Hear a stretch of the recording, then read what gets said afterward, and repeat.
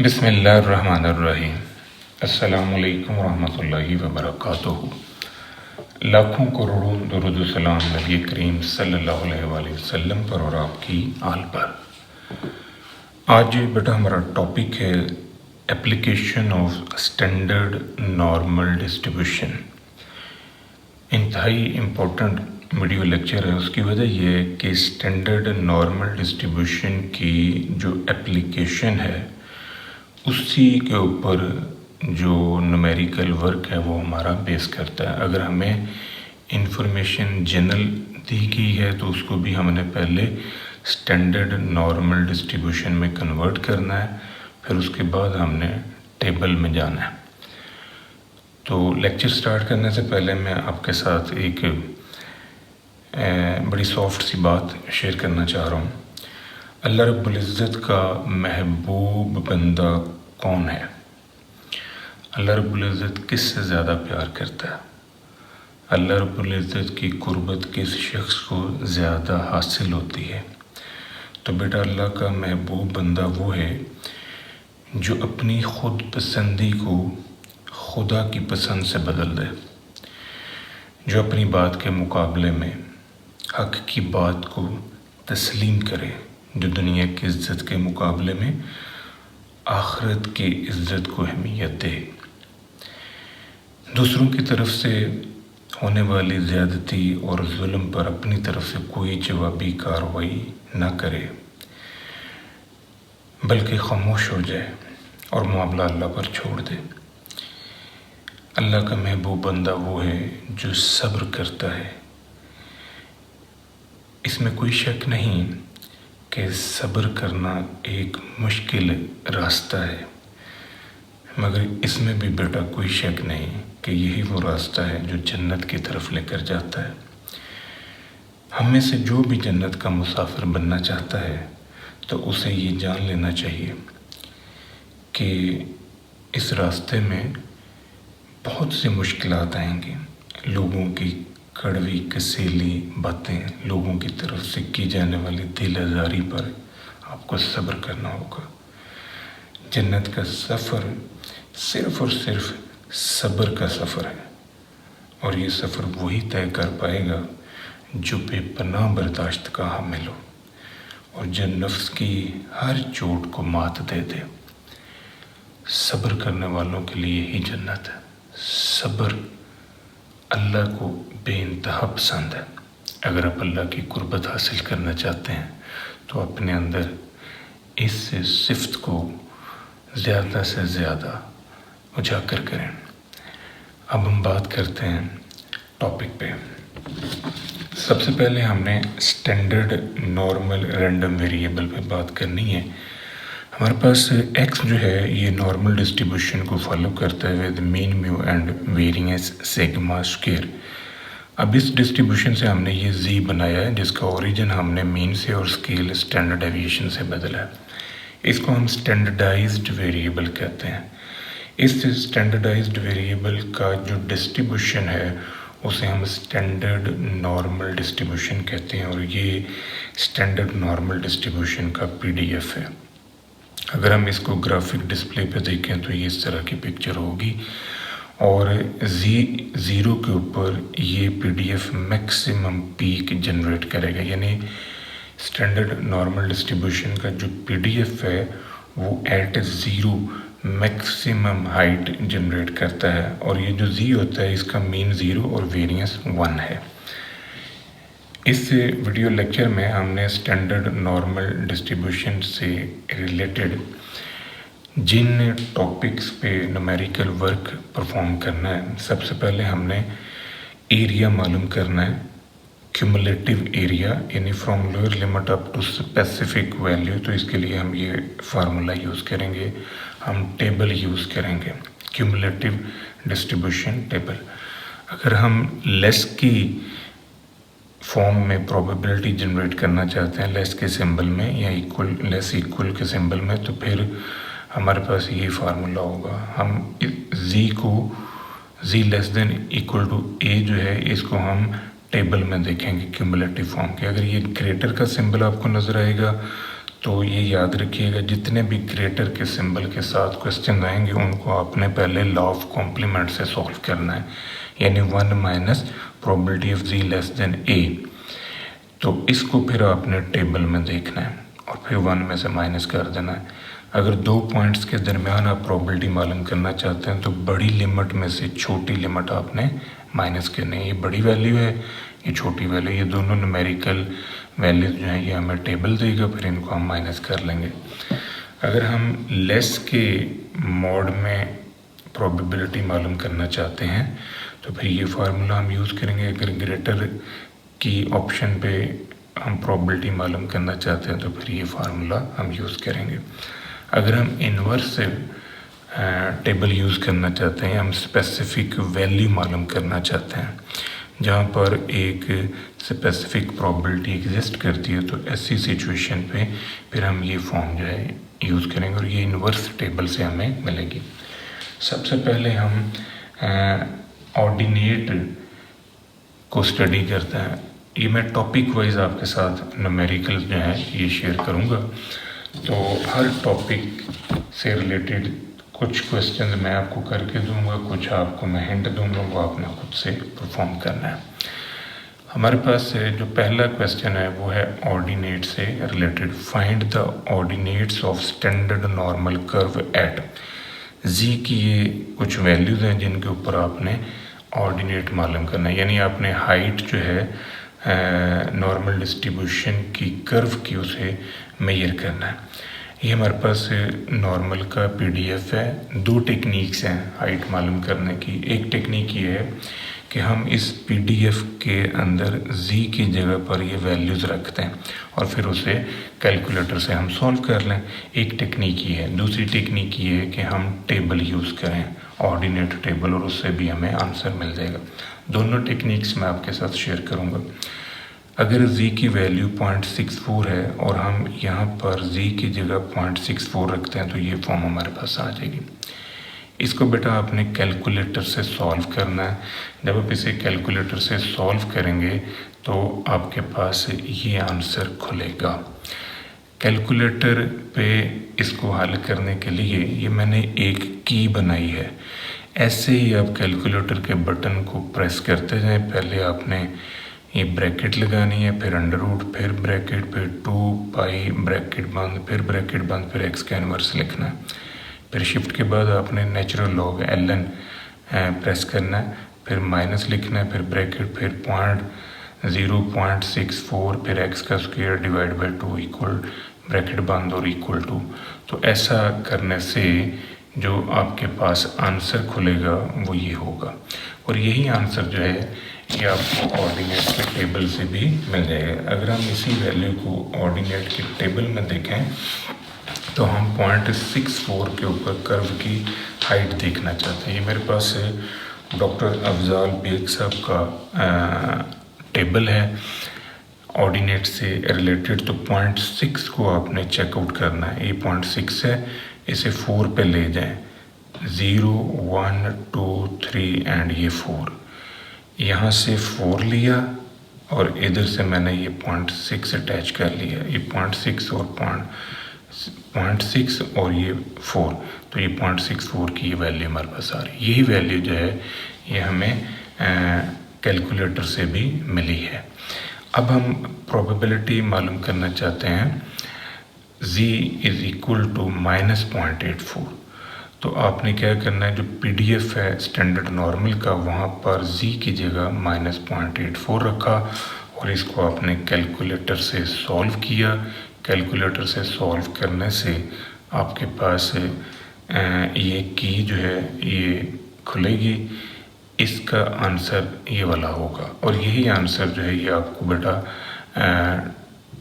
Standard normal के table से भी मिलेगा। -0.84, यहाँ पर आपने कॉन्सेप्ट समझना है। -0.84 का मतलब है कि चाहे वैल्यू आप लेफ़्ट साइड की मालूम करें चाहे राइट साइड की मालूम करें, आंसर सेम आता है।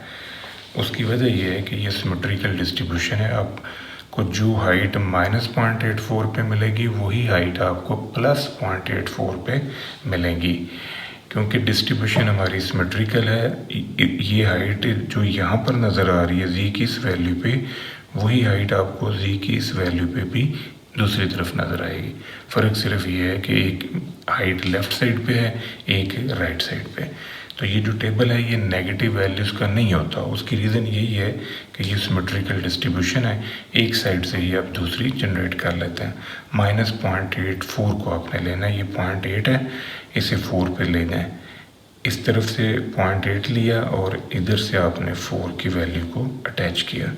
ये आपके पास 0.2803 जो है ये आंसर मिल रहा है, और यही आंसर हमने कैलकुलेटर से भी निकाला है।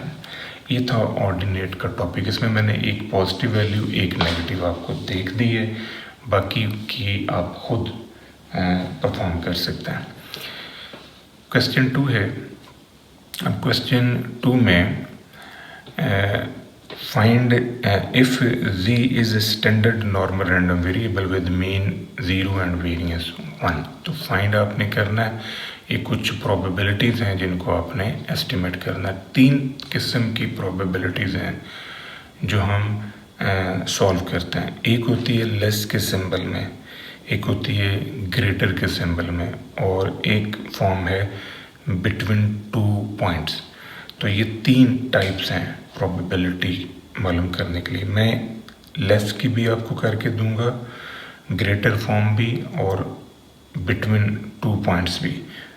दो मैं आपको कर दूंगा, बाकी आप खुद परफॉर्म कर लें।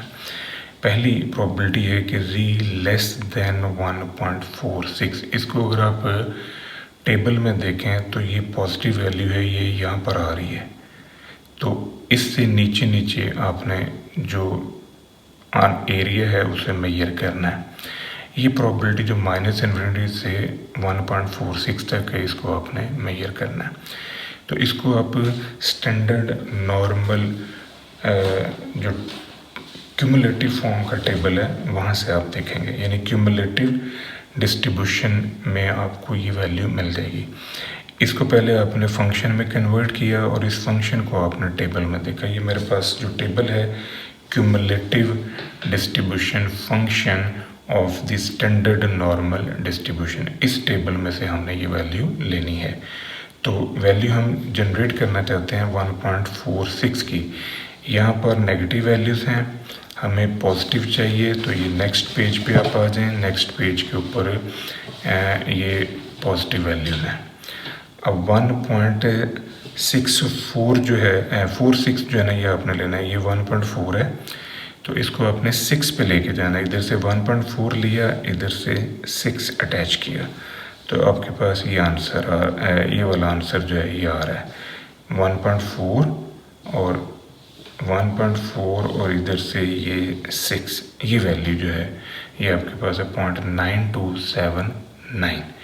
0.9279 जो है यही आपका आंसर है। अब आपने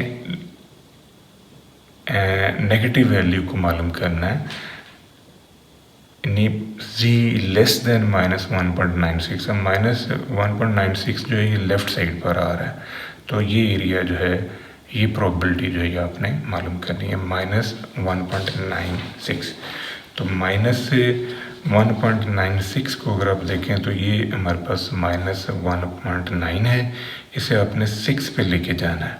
तो इधर से 6 अटैच करें, तो ये आपके पास आंसर है 0.025। यहाँ पॉइंट लगा नहीं हुआ, नोट करें। ये पहला जो कॉलम है ना, यहाँ तमाम वैल्यूज़ के साथ पॉइंट लगा हुआ है, तो बाकी अंडरस्टूड है, सारियों के साथ है पॉइंट है। तो ये आप कंफ्यूज ना होइएगा कि जी बाकियों के साथ पॉइंट नहीं लिखा हुआ। टेबल में फर्स्ट कॉलम पे पॉइंट लगा हुआ है, बाकी अंडरस्टूड है। तो ये आपके पास 0.025 जो है ये आंसर आ रहा है। अब आपने प्रोबेबिलिटी निकालनी है ग्रेटर की फॉर्म में। प्रोबेबिलिटी हम निकालना चाहते हैं 1.56 से आंसर बड़ा है। तो जैसे मैंने स्टार्ट में आपको बताया था कि ऐसी प्रोबेबिलिटीज़ जो in form of greater symbol होंगी उनको हम 1 में से माइनस करेंगे, नहीं लॉ ऑफ कॉम्प्लीमेंट यूज़ करेंगे। अब इसकी अपोजिशन ये है, 1 में से हमने इसे माइनस किया, इसको अपने स्टैंडर्ड नॉर्मल फंक्शन की फॉर्म में लिख लिया। 1.5 को 6 पे देखेंगे और फिर हम प्रोबेबिलिटी जो आएगी उसे माइनस करवा देंगे 1 में से, तो वो हमारा रिक्वायर्ड आंसर होगा। अब ये जो 1.56 है इसे आपने देखना है, क्योंकि आपका रिक्वायर्ड आंसर जो है ना ये पड़ा हुआ है। ऐसा क्यों करना पड़ा, इसकी पीछे लॉजिक ये है कि जो टेबल आप यूज़ कर रहे हैं ना वो यहाँ से शुरू होता है, -इन्फिनिटी से आगे जाता है। तो जब आपको ग्रेटर के सिंबल की प्रोबेबिलिटी मालूम करनी पड़ेगी तो टोटल प्रोबेबिलिटी 1 में से उस पॉइंट तक जो वैल्यू है ना वो आपने माइनस करनी है। अब आपने 1.5 को 6 पे देखना है और जो वैल्यू आएगी उसे आपने 1 में से माइनस कर देना है। ये मेरे पास है 1.5, तो इसे 6 पे ले दें। 1.5 को 6 पे देखें तो ये पॉइंट है 9406 आ रहा है। इधर से 6 अटैच किया है, इधर से हमने ये 1.5 अटैच कर लिया। ये पॉइंट 9406 है, तो पॉइंट 9406 को 1 में से निकाल लें, ये आपका रिक्वायर्ड आंसर है। इसी तरह अगर ये नेगेटिव वैल्यू है और ये ग्रेटर की फॉर्म में दी हुई है तो डायग्राम में ये वैल्यू है जो आपने निकालनी, ये एरिया निकालना है। अब हम टोटल प्रोबेबिलिटी 1 में से ये वाइट पोर्शन माइनस कर देंगे तो बाकी हमारा रिक्वायर्ड रह जाएगा। हमने टेबल में -1.9 को 8 पे देखना है, तो ये वैल्यू आएगी 1 में से इसे निकाल देंगे, आपका रिक्वायर्ड आंसर है। अब हम बिटवीन 2 पॉइंट्स प्रोबेबिलिटी मालूम करते हैं। ये हमारे पास पहला क्वेश्चन है। 0.56 से लेके 1.99 तक हमने प्रोबेबिलिटी निकालनी है। तो अगर इसको डायग्राम में देखें तो ये 0.56 है, ये 1.99 है, ये डॉटेड एरिया हम मालूम करना चाहते हैं। तो इस एरिया को निकालने के लिए बड़ी वैल्यू में से छोटी आपने माइनस करनी है, यानी बड़े नंबर में से छोटे नंबर की क्यूमुलेशन जो है वो माइनस करें। अभी 1.9 को 9 पे देखना है, ये आंसर आएगा। 0.5 को 6 पे देखना है तो ये आंसर, इन दोनों को माइनस कर दें तो आपका रिक्वायर्ड आंसर होगा। मज़ीद देखें, जो सेकंड टाइप है यहाँ पर -1.32 से 1.56 तक आपने प्रोबेबिलिटीज़ निकालनी है। तो ये एरिया है जो हम मालूम करना चाहते हैं, इसकी प्रोबेबिलिटी हमने कैलकुलेट करनी है। तो जैसे ऊपर आपने किया, बड़ी वैल्यू में से छोटी माइनस की है, तो इसको फंक्शन में कन्वर्ट किया, इसको भी फंक्शन में कन्वर्ट कर दिया। क्यूमुलेटिव डिस्ट्रीब्यूशन टेबल आपने यूज़ किया, इसकी वैल्यू इनको माइनस करवा देंगे, आपका रिक्वायर्ड आंसर है। अब आपने सेकंड टाइप जो है ना वो है वेरिफिकेशन द रिजल्ट्स।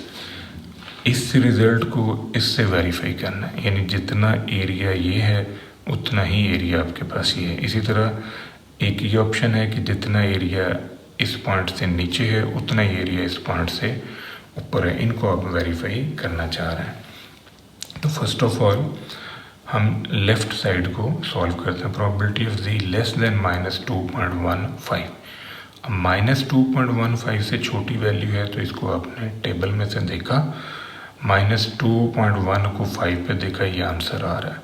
अब हम राइट साइड को चेक करना चाहते हैं, तो ये ग्रेटर का सिंबल है। ग्रेटर के सिंबल को मैंने आपको बताया था कि 1 में से माइनस करना है, उसके बाद ये सॉल्व होगा। तो by using law of complement 1 में से हम इसकी अपोजिशन माइनस कर देते हैं, ये वैल्यू आपको टेबल देगा। टेबल में इसकी वैल्यू ये है, तो 1 में से इसे निकाल दें तो बाकी जो आपके पास बचेगा वो आपका रिक्वायर्ड आंसर। और ये सेम आंसर है जो आपने ये वाला निकाला, यानी इस पॉइंट से नीचे, और जो आपने इस पॉइंट से ऊपर वाला एरिया निकाला, तो ये दोनों आपके सेम आ रहे हैं। अब हम आ रहे हैं तीसरी टाइप पे। इस तीसरी टाइप के अंदर आपने जो प्रोबेबिलिटीज़ मालूम करनी है वो इन फॉर्म ऑफ मॉड है। अगर आप लेस के मॉड को सॉल्व करेंगे तो फिर आपको ये फार्मूला यूज़ करना है। अगर आपको ग्रेटर का मॉड दिया गया है उसे सॉल्व करना चाहते हैं तो फिर आपने ये फार्मूला अप्लाई करना है। तो इन दोनों फार्मूलाइज की मदद से हम इस टॉपिक को सॉल्व करेंगे। ये जितने क्वेश्चन हैं ये लेस के हैं, ये जितने हैं ये ग्रेटर के सिंबल के हैं। तो पहला हमारे पास क्वेश्चन है कि probability of z mod less than 1, अभी लेस की टाइप है तो वो फार्मूला हम अप्लाई करेंगे लेस वाला, तो 2 फंक्शन ऑफ 1 माइनस 1। अब वो जो a है उसकी जगह पर मैंने ये 1 रख दिया। आप नोट करें यहाँ 1 पड़ा हुआ है, ये 1 है तो यहाँ पर भी 1 कर दें और इसे टेबल में आपने देख लेना है। टेबल जो है वही जो अभी आप देख रहे थे क्यूमुलेटिव डिस्ट्रीब्यूशन फंक्शन का table in form of standard normal, तो इसको आप क्यूमुलेटिव टेबल में देखें, इसे 2 से ज़रब दे दें, 2 से ज़रब देने के बाद 1 इसमें से निकाल दें, ये आपका रिक्वायर्ड आंसर है। इसी तरह अगर ग्रेटर के सिंबल में आप काम करेंगे यानी probability of z mod greater than 2, तो यहाँ पर ये जो फार्मूला है ये हम यूज़ करेंगे। a की जगह पर आपने 2 रख देना है, तो a की जगह पर 2 रखने से ये फॉर्म आ जाएगी। अब आपने इसको क्यूमुलेटिव टेबल में से देखना है और इसे 2 से ज़रब दे देनी है, आपका रिक्वायर्ड आंसर है। इसी तरह देखें अगर ये फॉर्म है probability of z mod less than 1.96, तो ये a की जगह पर आपने 1.96 रखा, इसको क्यूमुलेटिव डिस्ट्रीब्यूशन टेबल में देखा तो इसको आपने 2 से ज़रब दे देनी है, फिर इसमें से 1 माइनस किया, ये रिक्वायर्ड आंसर है। इसी पैटर्न पर ये है, अगर ये ग्रेटर का सिंबल है तो फार्मूले में a की जगह पर आपने ये 1.96 रखा और 1 माइनस 1.9 को आपने 6 पे देखा है तो ये आंसर है, इसको 2 से ज़रब दे देंगे, आपका रिक्वायर्ड आंसर होगा। इसी तरह एक ये ऑप्शन है z mod less than 3, z mod less than 3 ये लेस टाइप है, a की जगह पर आपने 3 रखा है फार्मूले में, इसको टेबल में देखा, 2 से ज़रब दी, 1 माइनस कर दिया, ये आपका रिक्वायर्ड है। सिमिलर पैटर्न ये फॉर्म है। इसी तरह a की जगह पर माइनस 1.89 रख दें और उसे सॉल्व कर लें। अब हम आते हैं चौथी टाइप पे। इसमें हमने स्टैंडर्ड नॉर्मल टेबल का इन्वर्स यूज़ करना है, यानी इन्वर्स फॉर्म में हमने ये टेबल यूज़ करना है और फिर हमारे पास जो a है वो मालूम होगा, यानी a हमने इस टॉपिक में मालूम करना है। ये लेस की ऑप्शंस हैं, ये ग्रेटर की ऑप्शंस हैं, तो थ्योरी वही है जो आपने पहले यूज़ की हुई है। 1-2 क्वेश्चंस करेंगे मज़ीद क्लियर होगा। Probability of z less than a is equal to this one, इसको आप फंक्शन की फॉर्म में लिख लें। ये फंक्शन जब इस तरफ आएगा तो ये इन्वर्स में कन्वर्ट होगा, तो इन्वर्स में कन्वर्ट होने से अब आपने टेबल को जो इन्वर्स फॉर्म वाला है वो यूज़ करना है। दूसरी ख़ास बात ये कि चूँकि ये हम इन्वर्स के टेबल में आ रहे हैं तो इन्वर्स के टेबल में अगर वैल्यू लेफ़्ट साइड की होगी तो हम अंडरस्टूड साथ माइनस लगा देंगे, अगर वैल्यू राइट साइड पे पड़ी होगी तो वहाँ पर हम पॉजिटिव वैल्यू लिखेंगे। अब हमने 0.32 को 5 पे देखना है। ये है हमारे पास इन्वर्स नॉर्मल फंक्शन, तो ये टेबल हम यूज़ कर रहे हैं इन्वर्स फॉर्म का। 0.3 को 5 पे 32 को 5 पे देखना है। यहाँ से 2 वैल्यूज़ मिल रही हैं, एक वैल्यू यहाँ से मिलेगी, इसी तरह 2 वैल्यूज़ यहाँ से मिल रही हैं, एक वैल्यू यहाँ से मिलेगी। इस तरफ से जब आप वैल्यू देखेंगे तो साथ माइनस लगाना है, इस तरफ से जब आप वैल्यूज़ देखेंगे तो साथ आपने प्लस लगाना है। अब हम देखना चाहते हैं 0.32 को 5 पे, तो 0.32 जो है ये वैल्यू यहाँ पर आ रही है, ये 0.32 है, इसे 5 पे ले जाएं, 0 1 2 3 4 एंड ये 5 है, तो ये 0.4538 जो है ये आपका आंसर है। और ये माइनस का है, उसकी वजह ये है कि 0.5 से ये वैल्यू छोटी सी इसलिए साथ माइनस लगा हुआ है। अगर आप ग्रेटर के सिंबल में हैं तो इसको पहले by using law of complement 1 minus इसकी अपोजिशन ये सॉल्व करें, इसको इधर ले आएँ, इसको उठा के इधर ले आएँ, ये फॉर्म बनेगी। इसको फंक्शन की फॉर्म में लिखा, फंक्शन का इन्वर्स ले लिया, इसको आपने इन्वर्स के टेबल में देखा तो ये 1.96 0.97 को 5 पे देखना है। तो ये 0.97 है, इसे आप 5 पे ले जाएं, तो इसे जब 5 पे लेके जाएंगे तो ये आंसर आ रहा है 1.96। अब इसके साथ प्लस का सिंबल लगा हुआ है क्योंकि वैल्यू 0.5 से बड़ी है। इसी पैटर्न पर आपने ये मालूम करना है, तो इसके लिए पहले फंक्शन की फॉर्म आ गई, इस फंक्शन को उठा के इधर ले आए। अब इन्वर्स के टेबल से आपने ये वैल्यू देखी है, ये ग्रेटर का मॉड है। ग्रेटर के मॉड में जो फार्मूला हम यूज़ करेंगे, ए के साथ 2 फंक्शन ऑफ माइनस ए, यानी ये जो ग्रेटर का मॉड है ये 2 फंक्शन ऑफ माइनस ए के इक्वल है, ये इसके इक्वल है। तो ये 2 पे डिवाइड किया, फिर ये फंक्शन जो है दूसरी तरफ आके इन्वर्स की फॉर्म में है। इसकी वैल्यू हमने टेबल से ली, वैल्यू 0.5 से छोटी है इसलिए साथ माइनस आया हुआ, तो ये माइनस दोनों तरफ से कट जाएगा, ये हमारा आंसर होगा। यहाँ पर ये लेस की टाइप का मॉड है, ये लेस फॉर्म का जो मॉड है ये इसके इक्वल है। 1 को उठा के इधर ले आए और फिर जो आंसर आया इसे 2 पे डिवाइड किया। ये function of A is equal to 0.95 है, तो ये फंक्शन दूसरी तरफ जाके इन्वर्स फॉर्म में आया, इसको हमने टेबल में देख लिया। यहाँ पर ये ग्रेटर के सिंबल में है, इसको 1 minus by using law of complement इसको लेस में कन्वर्ट किया, इस वैल्यू को इधर ले आए, इसको इधर ले आए, ये फॉर्म बन गई।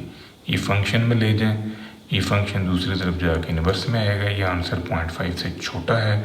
इन्वर्स के टेबल में हमने 0.01 को 5 पे देखा, तो ये आंसर है। इसके साथ माइनस का सिंबल लगेगा, उसकी रीज़न ये है कि ये लेफ़्ट साइड पे वैल्यू आ रही है।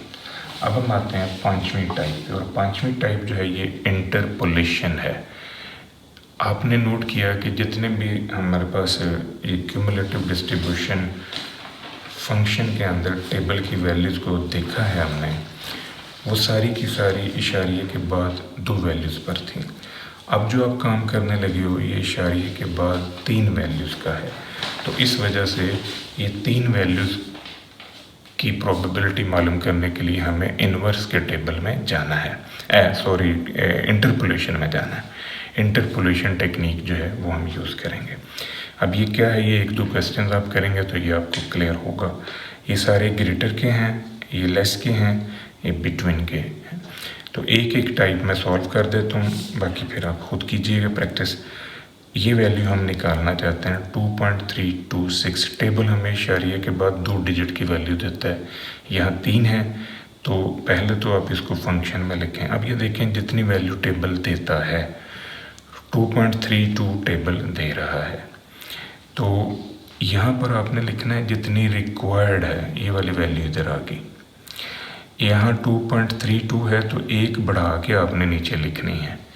यहाँ अगर 32 है तो यहाँ 33 होगा, अगर यहाँ पर 33 है तो यहाँ 34, यहाँ 35 है तो यहाँ 36। ये वाला जो है ये सेम है। अब इन दोनों को फंक्शन की फॉर्म में आपने लिखा, और ये स्टैंडर्ड नॉर्मल डिस्ट्रीब्यूशन का जो क्यूमुलेटिव फॉर्म का टेबल है उसमें से आपने इसकी वैल्यू लिखी है, इनकी वैल्यू, इस सारे को सॉल्व करें। सारे को सॉल्व करने से आपके पास ये आंसर आ जाएगा। ये टेक्निक जो है ये इंटरपोलेशन कहलाती है। मज़ीद एक दफ़ा देखें, जितनी वैल्यू आपको टेबल दे रहा है वो लिख लेनी है, जितनी रिक्वायर्ड है वो इधर आएगी। फिर अगर यहाँ पर 32 है तो नीचे 33, यहाँ 33 हुआ तो 34। ये वाला सेम है पार्ट, यही वैल्यू उठा के आपने फिर इन दोनों को इन फॉर्म ऑफ फंक्शन आपने शिफ्ट किया। एक क्वेश्चन आप और करें, मज़ीद क्लियर होगा। ये ग्रेटर की फॉर्म का सिंबल है, इसे by using law of complement shift किया। ये वैल्यू हमने टेबल में से निकालनी है और फिर इसे 1 में से माइनस करेंगे तो रिक्वायर्ड आंसर आ जाएगा। अब ये देखें जितनी वैल्यू टेबल देता है 1.28 तक टेबल वैल्यू दे रहा है, और जो आपको रिक्वायर्ड है 1.28, यहाँ 28 है तो नीचे 1.29 होगा। ये 1.28 नीचे 1.29, ये पार्ट सेम है, ये वैल्यू। इन दोनों को इन फॉर्म में फंक्शन लिखा, इनको टेबल में से देखा, ये आंसर आया। इस आंसर को यहाँ पर रखा और 1 में से निकाल के ये आंसर हमारे पास आ जाएगा। अब ये नेगेटिव फॉर्म का इंटरपोलेशन। तो ये लेस का सिंबल है, फंक्शन में आ गया, जितनी वैल्यू टेबल देता है ये जो रिक्वायर्ड है, यहाँ 64 है तो ये इधर 65 आ जाएगा। ये वाला सेम पार्ट है, इन दोनों को फंक्शन की फॉर्म में लिखा और स्टैंडर्ड नॉर्मल क्यूमुलेटिव डिस्ट्रीब्यूशन के टेबल से हमने ये वैल्यूज जनरेट की हैं। अब बिटवीन यानी 2 पॉइंट्स के दरमियान हमें 2 वैल्यूज मालूम करनी है ए और बी, जिनमें 90% एरिया आ रहा है। ये बड़ा ही इम्पोर्टेंट पॉइंट है, अक्सर पेपर में इससे क्वेश्चन आता है।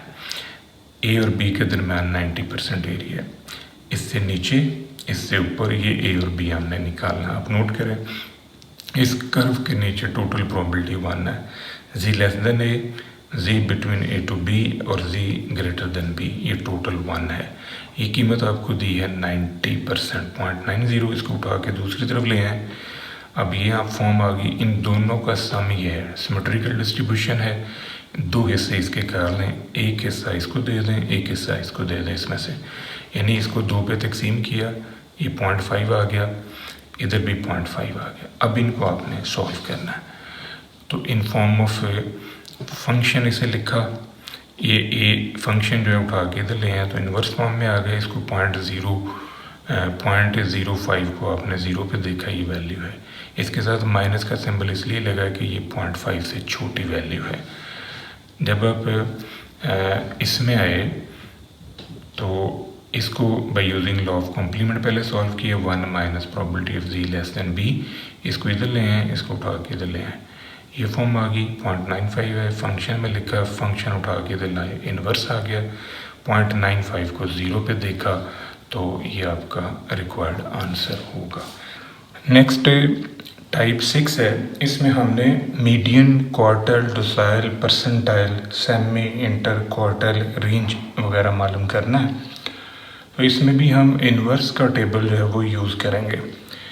मीडियन से मुराद एक ऐसी वैल्यू होती है जिसके नीचे 50% एरिया फॉल करता है।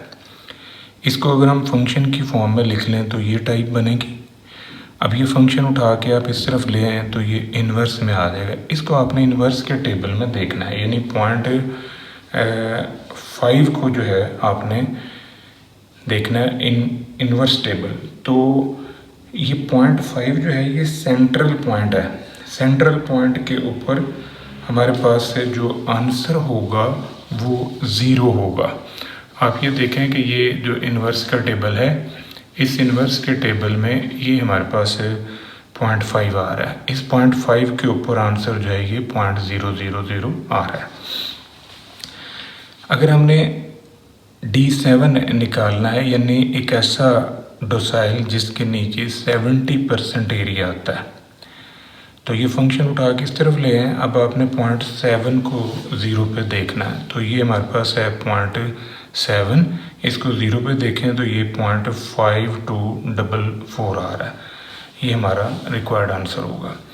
फर्स्ट क्वार्टाइल एक ऐसी वैल्यू जिसके नीचे 25% एरिया फॉल करता है, तो इसको हम इस फॉर्म में लिख सकते हैं। ये फंक्शन में आ गया, 5 उठा के इस तरफ ले आए तो ये इन्वर्स की फॉर्म है। अब आपने 0.25 को इन्वर्स के टेबल में देखना है, तो 0.25 जो है यहाँ पर आ रहा है, ये 0.25 है, इसे 0 पे देखें, ये 0.6745 आ रहा है। यहाँ पर आपने बेटा ये चीज़ ध्यान में रखनी है कि जब आप इन वैल्यू से इन्वर्स की वैल्यू जनरेट करेंगे तो वहाँ पर -7 लिखना है, और जब आप इस तरफ से वैल्यू को देखेंगे तो फिर पॉजिटिव वैल्यू आपने लेनी है। ये जो माइनस का सिंबल आ रहा है ये 0.5 से कम होने की वजह से आया है। P30 आपने निकालना है, यानी 30th परसेंटाइल, एक ऐसी वैल्यू जिसके नीचे 30% एरिया आता है। इसको फंक्शन की फॉर्म में लिखा, ये फंक्शन उठा के इस तरफ ले आए, ये इन्वर्स होगा। इसको अब आपने इन्वर्स के टेबल में देखा। सिमिलर पैटर्न Q3 है, एक ऐसी वैल्यू जिसके नीचे 75% एरिया आता है, तो इसको आप फंक्शन की फॉर्म में लिखें, फंक्शन को उठा के इस तरफ ले आएँ। अब आपने इन्वर्स के टेबल में 0.75 को देखना है, ये वैल्यू आपके पास आ जाएगी, और इसके साथ पॉजिटिव सिंबल है क्योंकि वैल्यू 0.5 से बड़ी है। P80 80th परसेंटाइल, एक ऐसी वैल्यू जिसके नीचे 80% एरिया हमारा आता है। ये फंक्शन की फॉर्म में आ गया, फंक्शन को उठा के इन्वर्स में लिखें। अभी 0.8 को आपने 0 पे देखना है तो ये वैल्यू आपको मिल जाएगी इन्वर्स के टेबल में से ही। इसी तरह D2 है, D2 से मुराद एक ऐसी वैल्यू है जिसके नीचे 20% एरिया फॉल करता है। तो 0.2 को आपने देखना है इन्वर्स के टेबल में, यानी 0.2 को 0 पे चेकआउट करें, ये वैल्यू आपके पास आ जाएगी। P95 है, 95th परसेंटाइल, एक ऐसी वैल्यू कि जिसके नीचे 95% एरिया हमारा फॉल करता है। ये इक्वेशन आ गई, इसको फंक्शन की फॉर्म में लिखा, फंक्शन को उठा किस तरफ ले आए, इन्वर्स आ गया। इन्वर्स के टेबल में आपने 0.95 को 0 पे देखा तो ये वैल्यू आ जाएगी। इसी तरह आपने D9 निकालना है, एक ऐसी वैल्यू जिसके नीचे 90% एरिया आता है, ये D9 यानी 9th डोसाइल। तो ये फंक्शन में आ गया, इस फंक्शन को उठा के इस तरफ ले आए। अब आपने इन्वर्स के टेबल में 0.9 को 0 पे देखा, ये वैल्यू आ जाएगी। सेमी इंटर क्वार्टल रेंज को हम क्वार्टल डेविएशन भी कहते हैं। Q3 माइनस Q1/2, ये दोनों कीमतें आपने निकाल ली हैं, इनकी कीमतें रखें और इसे सॉल्व कर दें। यह था बेटा आज का हमारा लेक्चर, दुआ में याद रखिएगा। इंशाअल्लाह अगली वीडियो के साथ फिर हाजिर होंगे। फ़ी अमान अल्लाह।